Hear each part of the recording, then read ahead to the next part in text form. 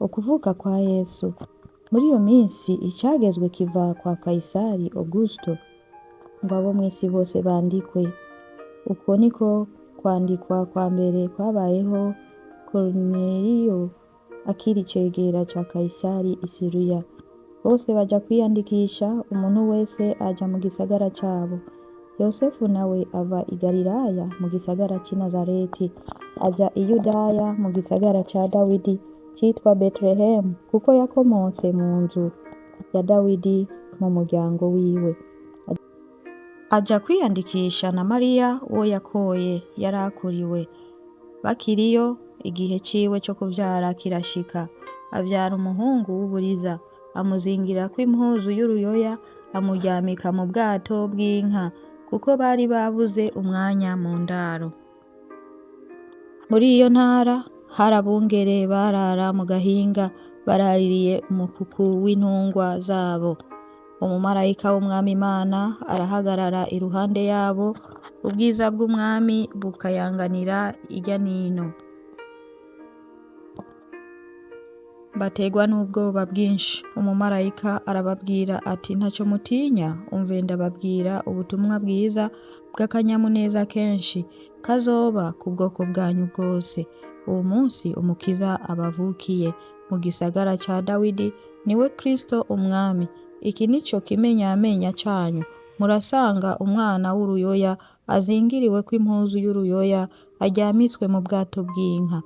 Uwo mwanya hamwe n'uwo mumarayika haboneka ingabo nyinshi zo mw'ijuru zihimbaza Imana ziti: icubahiro kibe ku Mana ahasumba ijuru, no mw'isi amahoro abe mu binezererwa.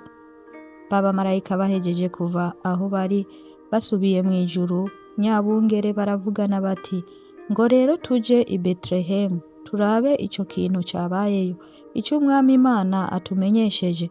Bagenda banyaruka, babona Mariya na Yosefu n'uruyoya rubikiriwe mu bwato bw'inka. Babibonye barababarira ijambo babwiwe kuri uwo mwana. Abavyumvise bose batangazwa n'ivyo abungere bababwiye, ariko Mariya abika ayo majambo yose, ayiyumvira mu mutima wiwe. Maze babungere bahindukira bahimbaza Imana, bayishimira ivyo bumvise vyose n'ivyo babonye nk'uko babibwiwe. Kandi iminsi 8 ishitse ngo akebwe, bamwita Yesu, rya zina ryavuzwe n'umumarayika atarasamwa inda.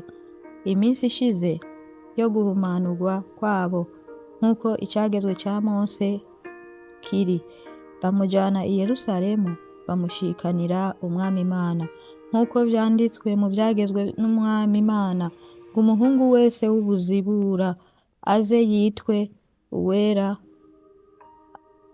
kuhoraho, kandi ngo batange ikimazi nk'uko vyavuzwe mu vyagezwe n'Umwami Imana, ngo intunguru 2 canke ivyana vy'inuma 2. Kandi muri Yerusalemu hari umuntu yitwa Simeyoni. Uwo yari umuntu agororotse kandi yubaha Imana, yari arorereye uguhumurizwa kw'Abisirayeli. Mpwemu Yera yari kuri we, yari yarabwiwe na Mpwemu Yera yuko atazopfa atarabona Kristo w'Umwami Imana. Ajanwa na Mpwemu mu rusengero, abavyeyi bajanye uwo mwana Yesu ngo bamugenze nk'uko umugenzo w'ivyagezwe wari uri.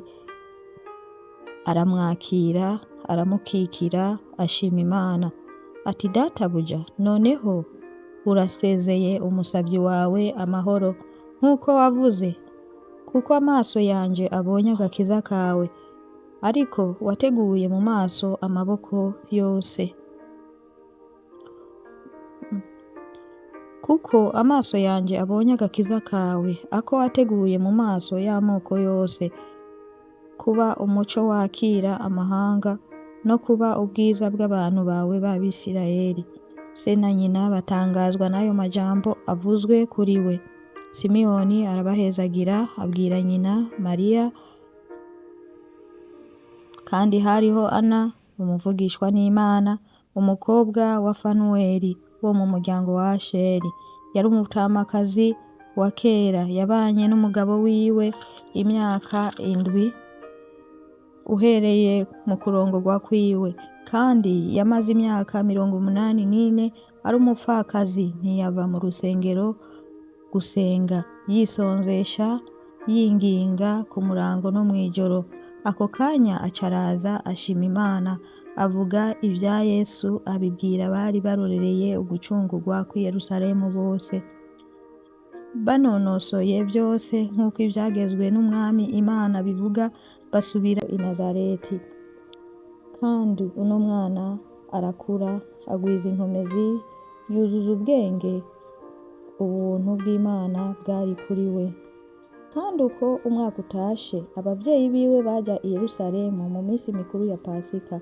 Nuko amaze imyaka 12 avutse, baraduga nk'uko umugenzo w'iyo minsi mikuru wari uri.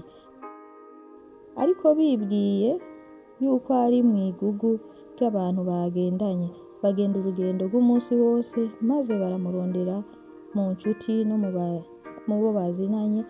Bamubuze basubira i Yerusalemu bamurondera. Hashize iminsi 3 bamubona mu rusengero yicaye mu bigisha hagati, abumva kandi ababaza.